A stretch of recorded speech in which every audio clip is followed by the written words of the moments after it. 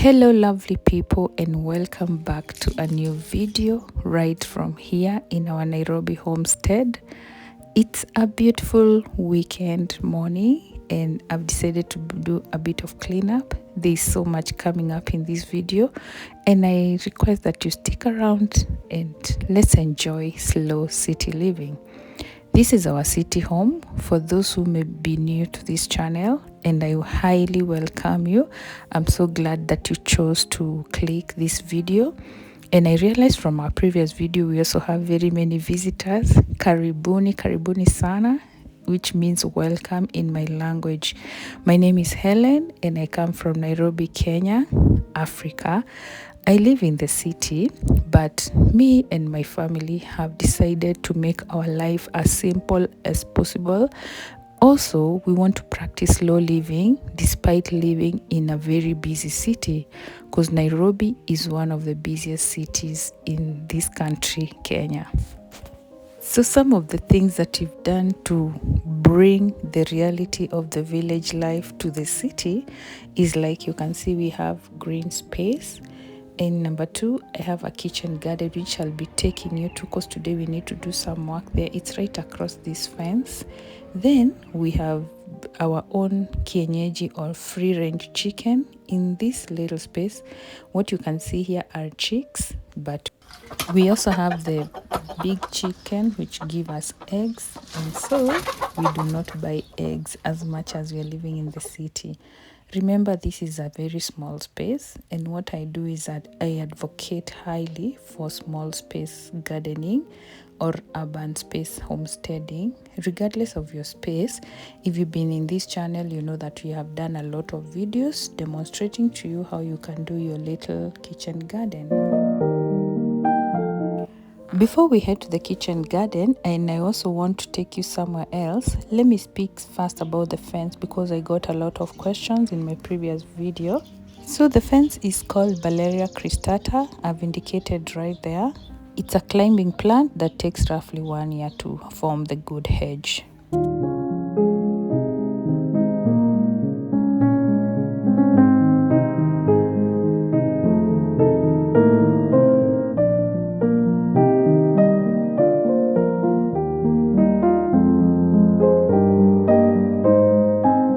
Welcome to our little kitchen garden. If you notice, we have used a method that's called story gardening. Story gardening usually saves a lot of space, whereby they use these black things that look like they're like plastic.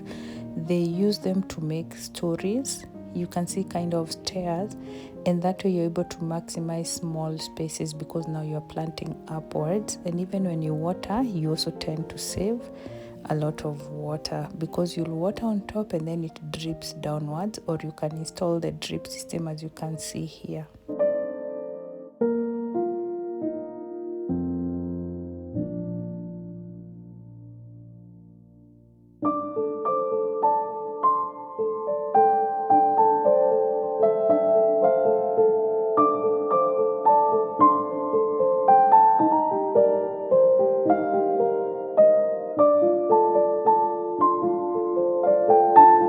Urban gardening is not always rosy, by the way. Like you can see here, currently Nairobi is so hot. If you're in Nairobi, you can attest. And basically Kenya at large, we have not experienced rain for a while.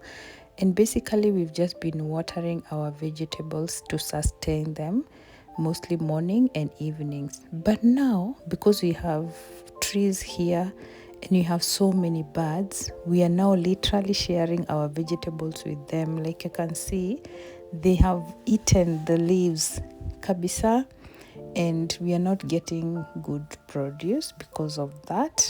But what do? We just hope the rains come soon, although it's a bit scary when they say that we're going to have El Ninos. We just hope the rain will not damage anything. But for now, most of the leaves tend to dry up very fast, and then now the birds are really feeding on them. So today I'm here trying just to remove some weed with the hand, because we had weeded some while back, and then we use our own composts and then the manure from the chicken coop. So the soil tends to be really good, but sometimes you find opportunistic herbs and weeds growing. That's what I'm removing by hand. And on top there I have very young like saga and dania coming up, so I don't want to use anything heavy so that I don't spoil them. Also, I'm getting some of the leaves to give to the birds, that's the hens that we have. So let's just do that and then we go see the chicken.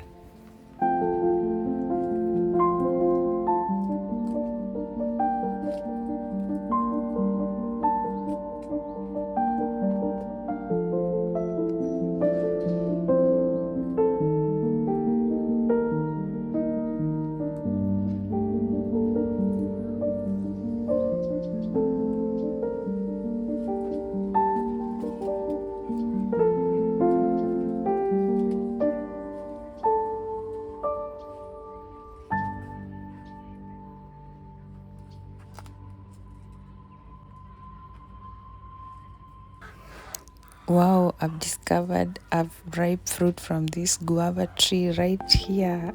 Oh my goodness. By the way, it looks, sometimes you feel like it's unreal, like you're right at the capital city, but you get to enjoy such things. I believe it's all about making the space you live in what you want it to be, because that's what we have actually done. This guava tree, it started as a joke, and now it's giving us some very nice ripe red fruits. Although, as I said, we are also sharing the same with the birds, but it's still okay.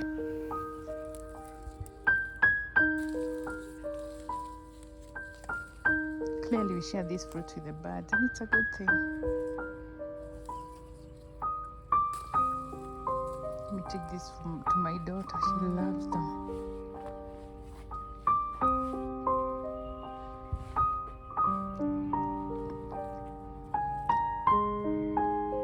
This one tomato is gonna feed us.